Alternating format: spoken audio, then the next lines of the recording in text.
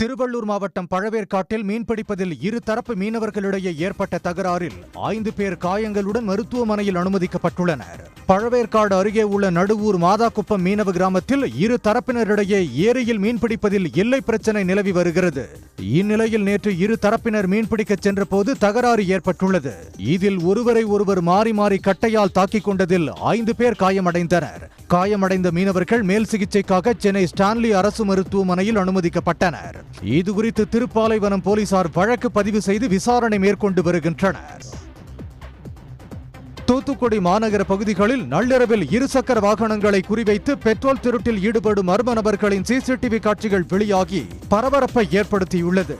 Caldwell colony உள்ளிட்ட மாநகரின் பல்வேறு பகுதிகளில் தொடர்ந்து இரவு நேரங்களில் இருசக்கர வாகனங்களில் இருந்து பெட்ரோல் திருடப்படுவதாக புகார் எழுந்தது.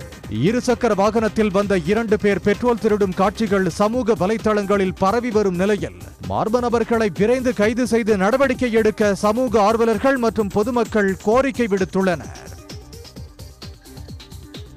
பாமக மாநாட்டை வெற்றிகரமாக நடத்த உதவிய தமிழ்நாடு அரசு மற்றும் காவல்துறைக்கு அக்கட்சியின் தலைவர் அன்புமணி ராமதாஸ் நன்றி தெரிவித்துள்ளார். மாமல்லபுரம் அடுத்த திருவிடந்தை பகுதியில் பாமக சார்பில் 12 ஆண்டுகளுக்கு பிறகு சித்திரை முழு நிலவு மாநாடு நடைபெற்றது. மாநாடு நடந்த இடத்தில் தூய்மை பணியில் ஈடுபட்ட அன்புமணி செய்தியாளர்களிடம் பேசினார். அப்போது தமிழ்நாடு அரசு மற்றும் காவல்துறைக்கு நன்றி தெரிவித்துக் கொண்டார். தமிழக அரசுக்கும் என்னுடைய நன்றிகளை தெரிவிக்கின்றேன். முக்கியமாக காவல்துறைக்கு எங்களுடைய மனமார்ந்த நன்றியை தெரிவிக்கின்றேன். இவ்வளோ பெரிய மாநாட்டை ஒரு சின்ன பிரச்சனை இல்லாமல் மிக சிறப்பாக எங்களுக்கு ஒத்துழைத்த உதவிய காவல்துறை உயர் அதிகாரியிலிருந்து கீழ்மட்ட அதிகாரிகள் அனைவருக்கும் என்னுடைய மனமார்ந்த நன்றி நன்றி நன்றி. காரணம், அவர்களுடைய ஒத்துழைப்பு இல்லாமல் இவ்வளோ பெரிய சிறந்த முறையில் இந்த மாநாட்டை நடத்த முடியாது. விழுப்புரம் மாவட்டம் மரக்காணம் சந்தைத்தோப்பு பகுதியில் உள்ள பழனி ஆண்டவர் கோயிலில் குடமுழுக்கு விழா கோலாகலமாக நடைபெற்றது. வான வேடிக்கைகள் மற்றும் இசை நிகழ்ச்சிகளுடன் வேத விற்பனர்கள் வேத மந்திரங்களை முழங்கினர். அப்போது பொதுமக்கள் அரோகரா என்ற முழக்கங்களுடன் கோபுர கலசங்களுக்கு புனித நீர் ஊற்றி குடமுழுக்கு நடைபெற்றது. இந்நிகழ்ச்சியில் மரக்காணம் மற்றும் சுற்றுப்புற பகுதிகளில் இருந்து திரளான பொதுமக்கள் கலந்து கொண்டு தரிசனம் செய்தனர். திருவண்ணாமலை மாவட்டம் ஆரணியை அடுத்த சேவூரில் செம்பருத்தி செடி ஒன்றில் 2 வகை செம்பருத்தி பூக்கள் பூத்தது ஆச்சரியத்தை ஏற்படுத்தியுள்ளது. சேவூர் அடுத்த PR நகரைச் சேர்ந்த முன்னாள் ராணுவ வீரர் சேகர் தனது வீட்டின் முன்பு செம்பருத்தி செடியை வளர்த்து வருகிறார். எப்போதும் மஞ்சள் நிறத்தில் மட்டுமே பூக்கும் செம்பருத்தி பூக்களில் ஒரு பூ சிவப்பு மற்றும் மஞ்சள் நிறத்தில் இருந்ததை கண்டு அப்பகுதி மக்கள் வியப்படைந்தனர்.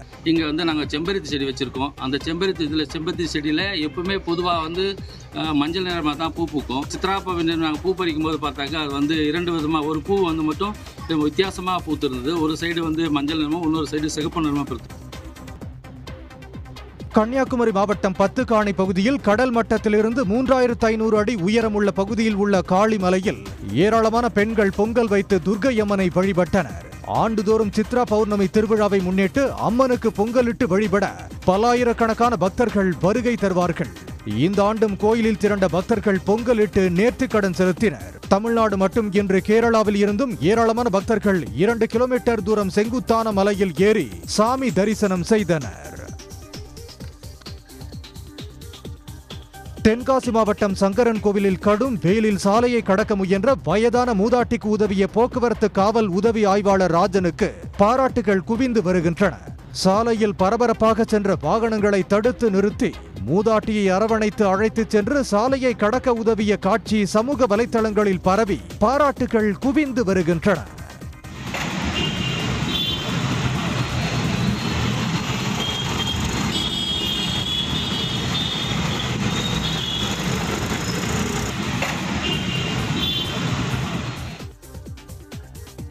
சேலம் மாவட்டம் சங்ககிரி அருகே திமுக சார்பில் அமைக்கப்பட்ட நீர்மோர் பந்தலுக்கு தீ வைக்கப்பட்ட போது பதிவான சிசிடிவி காட்சி வெளியாகி பரபரப்பை ஏற்படுத்தியுள்ளது. சங்ககிரி அடுத்த செட்டிப்பட்டியில் திமுக நாடாளுமன்ற உறுப்பினர் செல்வ கணபதி கடந்த 7ஆம் தேதி நீர்மோர் பந்தலை திறந்து வைத்தார். இந்த பந்தலை அதிமுக வார்டு செயலாளர் காஸ்ட்ரோ தீ வைத்து எரித்ததாக அளிக்கப்பட்ட புகாரில் அவர் கைது செய்யப்பட்டு சிறையில் அடைக்கப்பட்டார். இந்த நிலையில் அதிமுக பிரமுகர் நள்ளிரவில் நீர்மோர் பந்தலுக்கு தீ வைத்த போது பதிவான சிசிடிவி காட்சிகள் தற்போது வெளியாகி பரபரப்பை ஏற்படுத்தியுள்ளது.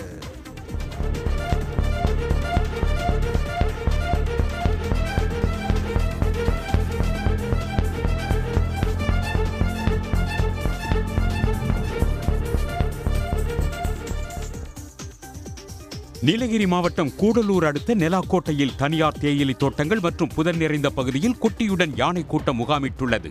இந்த கூட்டத்துடன் PT-12 என்கிற யானையும் முகாமிட்டிருப்பதால் பொதுமக்கள் அச்சமடைந்துள்ளனர். காட்டு யானைகளை வனப்பகுதிக்குள் விரட்டும் பணியில் வனத்துறையினர் ஈடுபட்டுள்ளனர். அடர்ந்த வனப்பகுதிக்குள் யானைகளை விரட்ட வேண்டும் என்று பொதுமக்கள் கோரிக்கை விடுத்துள்ளனர். சம்பந்தப்பட்ட அதிகாரிகள் உடனடியாக நடவடிக்கை எடுத்து இந்த யானை காலர் ஐடி போடுவதாக PT-7 என்ற யானைக்கு காலர் ஐடி போடுவதாக வனத்துறை தகவல் அளிக்கப்பட்டுள்ளது. உடனடியாக அந்த யானைக்கு அது பொருத்த வேண்டும். அதுபோன்று இந்த கும்பலாக வந்து இருக்கின்ற அந்த யானைகளை அடர்ந்த காட்டுப்பகுதிக்கு உடனடியாக அப்புறப்படுத்த நடவடிக்கை வனத்துறை எடுக்க வேண்டும் என்று உடனுக்குடன் செய்திகளை தெரிந்து கொள்ள சன் நியூஸ் பெல் ஐகானை கிளிக் பண்ணுங்க.